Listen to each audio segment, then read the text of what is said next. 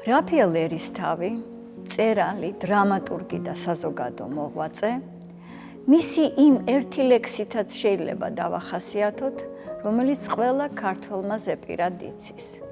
ეს ლექსია სამშობლო ხევსურისა. რაფაელის ბავშვობიდან აღსანიშნავია ერთი მნიშვნელოვანი მომენტი. შიომღვიმის მონასტერში მისი მასწავლებელი ყოფილა ბერი ფილადელფოს კიკნაძე, რომელიც 1832 წლის შეთქმულებაში მონაწილეობისათვის დააპატიმრეს. ამ ფაქტს არ შეიძლება გავლენა არ მოეხდინა მომავალ მწერალზე.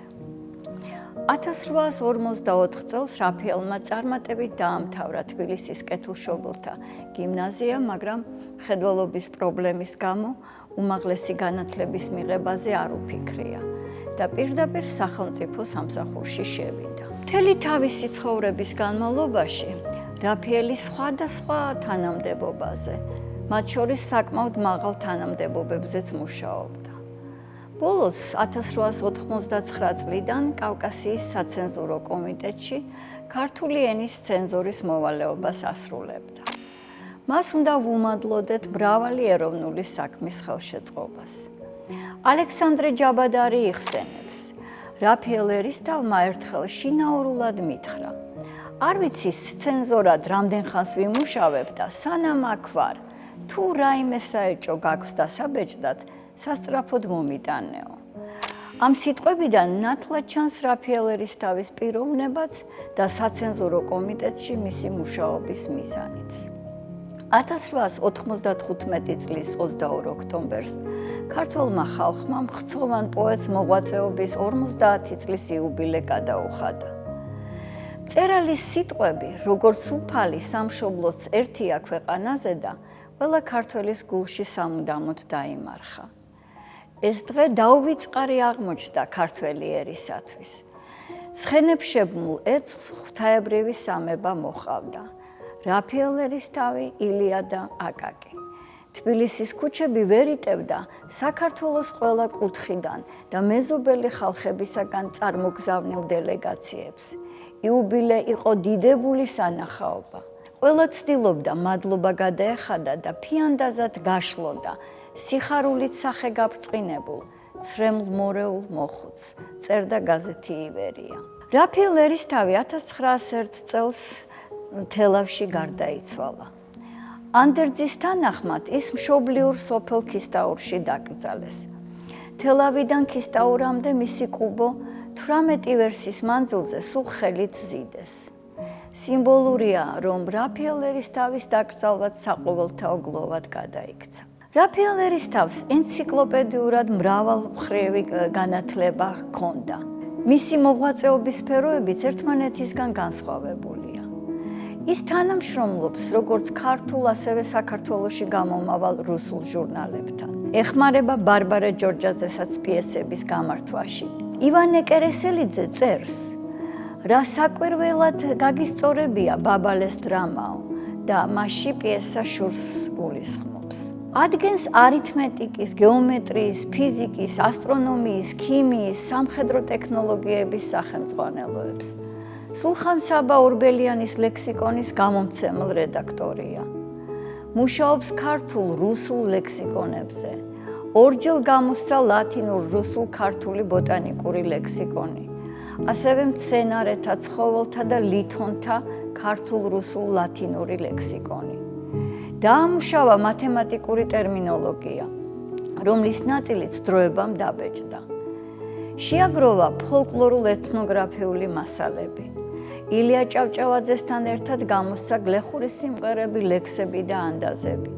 დიდი ღვაწლი მიუძღვის ისეთ მნიშვნელოვან საქმეში, როგორიცაა ოსმალეთისგან განთავისუფლებულ აჭარაში განათლების ქართულ ენაზე შემოღება. მწერალი აქტიურად თანამშრომლობდა ვეფხისტყაოსნის ტექსტის დამდგენ კომისიაშიც. ის გახლდათ კავკასიური მუზეუმის ერთ-ერთი დამფუძნებელიც. წერა-კითხვის გამავრცელებელი საზოგადოების დაარსების ერთ-ერთი ინიციატორიც. რაფაელი წერდა ლექსებს, პოემებს, მოთხრობებს, დრამატულ თხზულებებს. 1878 წელს გამოსცა იგავ არაკნი გამოკრებილნი სიბრძნე სიცრუიდან და გალექსილნი თავად რაფიელ ერისთავის მიერ. ცალკე წიგნად გამოვიდა მის მიერ თარგმნილი კრილოვის იგავარაკებიც. რაფიელ ერისთავი არის გაბრიელ სუნდუკიანცის პიესების, მათ შორის პეპოს ქართულად მთარგმნელიც, რისთვისაც სუნდუკიანცი მას მადლობას უხდის ივერიის ფურცლებზე. ერისთავი ყოფილა იუმორის გრძნობით დაჯილდოებული პიროვნება. სადაც ის ჩნდებოდა, ყველგან სიცილის აურზაური დგებოდაო, წერს ვახტანგ კოტეტიშვილი. ამიტომ ბუნებრივიცაა მაყურებელში მისი კომედია ვოდებილების ესოდენი პოპულარობა. მწერალს მსახიობური ნიჭიც ჰქონდა და მონაწილეობდა ბარბარე ჯორჯაძის პიესაში რას ვეძებდი და რა ვპოვე. რაფიელ ერისთავის სცენისადმი განსაკუთრებული სიყვარული ყველასათვის იყო ცნობილი. ჯერ კიდევ ქუთაისში მომრიგებელ მოსამართლეთ მსახურებისას რაფიელმა შეკრიბა ქართული ტრუპა. სცენის მოყვარეთა წრე და მაყურებელს პირველი სპექტაკლებიც უჩვენა. ის ჟურნალ თეატრთანაც თანამშრომლობდა. 1884 წელს ერისთავი თეატრალური საზოგადოების კომიტეტის თავმჯდომარედ აირჩიეს. 70-იან წლებში რაფიელი ილიასთან, აკაკისთან და სხვა ქართველ მოღვაწეებთან ერთად ქართული თეატრის აღდგენის ერთ-ერთი ინიციატორია. მისი პიესები კი ქართული კლასიკური და დრამატული მწერლობის ნიმუშები. ზოგადად, მე-19 საუკუნის ქართულ დრამატურგიას გიორგი ერისთავის კვალი ეტყობა. ამის შესახებ პირველად ალექსანდრე ცაგარელი აღნიშნავს. რუსთაველის შემდეგ ხალხზე იმოდენა გავლენა არავის ჰქონია, როგორც გიორგი ერისთავსო. რაფიელ ერისთავიც გიორგი ერისთავის კომედიოგრაფიული სკოლის გამგრძელებელია. მე-19 საუკუნეში ვოდებილებზე დიდი მოთხოვნა იყო. საინტერესოდ გვესახება გრიგოლ წინამძღვრიშვილის მოსაზრება.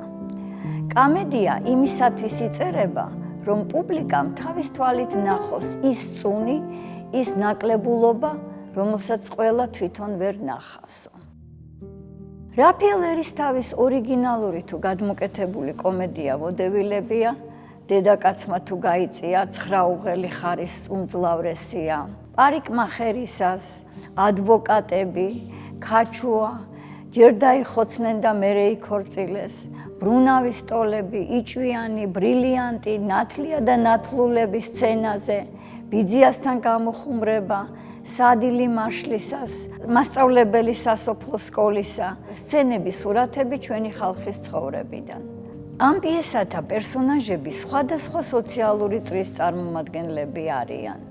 თავადაზნაურობის, ვაჭართა, მოხელე ჩინოვნიკების, მოსამართლეების, ადვოკატების, გიმნაზიის პედაგოგების, გლეხებისა და სხვა. ყველას გააჩნია ნაკლოვანება. ისინი ტრაბახობენ, ცრუობენ, ეჭვიანობენ, ქიშპობენ, შეყვარებულნი არიან, ზულთ, პირფერობენ. მათ ყოველ დიალოგს, რეპლიკასა თუ რემარკას დამაჯერებელ გულწრფელობას ანიჭებს მწერლის თხრობის სტილი. როგორც კრიტიკოსები აღნიშნავენ, რაფიელის კომედია ვოდებილებმა ქართულ თეატრალურ სივრცეში მაყურებლის გულამდე იოლად გაიკვლია გზა. სიუჟეტის სიმარტივის მიუხედავად, მათ დამაჯერებლად ასახეს ეპოქის რთული სოციალური შინაარსი და რაც ვოდებილისთვის მთავარია, მწერალმა ეპოქის ფონზე შექმნა რეალურად კომიკური სიტუაციები. საგულისხმოა ისიც, რომ რაფიელ ერისთავის კომედია ვოდებილებმა გაზეთ ივერიის, რომელსაც მკაცრი შემფასებლის სახელი ჰქონდა, ქება დაიმსახურა. მასწავლებელი სასოფლო სკოლებისა რამდენჯერმე დაიდგა და შემდგომ ცენზურამ აკრძალა, რადგან მასში დაგმობილი იყო განათლებისა და სასამართლოს მახინჯი სისტემები. გვინდა ყურადღება გავამახვილოთ ერთ მეტად მნიშვნელოვან გარემოებაზეც. რეპერტუარში ორიგინალური პიესების ნაკლებობის გამო მე-19 საუკუნის ქართულ სალიტერატურო სივრცეში მოხდა დაშვება პიესების გადმოკეთებისა, რაც გამოიხატებოდა სიუჟეტის მორგებაში ქართულ სინამდვილესთან. პირდაპირ გადმოკეთებულ უცხო ნაწარმოებს ახლად ფეხადგმული თეატრის მაყურებელი ვერ ეგუებოდა. აუცილებელი შეიქმნა მასში ქართული ხასიათისა და ჩვეულებების შეტანა. ამ პროცესში გადმოკეთებული ნაწარმოებები იმდენად დაშორდა დედანს, რომ ორიგინალურად იქცა. გვინდა გავიხსენოთ რაფაელის ერთ-ერთ გადმოკეთებულ პიესასთან, ჯერ დაიხოცნენ და მერე იქორწილეს დაკავშირებული ისტორიაც, რომელიც 1868 წლის ჟურნალ ცისკრის ოქტომბრის ნომერში დაიბეჭდა. რაფაელ ერისთავის ავტორობით. რაფაელი წერილით გამოეხმაურა იმ უზუსტობას, რომ პიესის ავტორად დაასახელეს. მან განაცხადა, რომ პიესა რუსულიდან გადმოიღო და ვერ მიითვისებდა სხვის ნაშრომს. ავტორს რაფაელი არ ასახელებს. ზოგადადაც გადმოკეთებული პიესების ავტორებს ამ პერიოდში იშვიათად მოიხსენიებდნენ. რაფაელისთვის დამახასიათებელი იყო წერის პროცესში პერსონაჟებისათვის საყვარელი მსახიობების შეფარდება. ანუ მოქმედ პირებში მწერალი კონკრეტულ მსახიობებს წარმოიდგენდა. მაგალითად, ოპერეტკა ვოდევილი, მაშინ ასე უწოდებდნენ, ბიძიასთან გამოხუმრება, პირდაპირ კოტე ყიფიანისა და მაკო საფაროვა აბაშიძისათვის შექმნა. რაფაელ ერისთავის პიესების მიხედვით დადგმულ სპექტაკლებს ყოველთვის უამრავი მაყურებელი ესწრებოდა, რაც მხოლოდ მწერლის გულწრფელი სიყვარულით შეიძლება აიხსნას.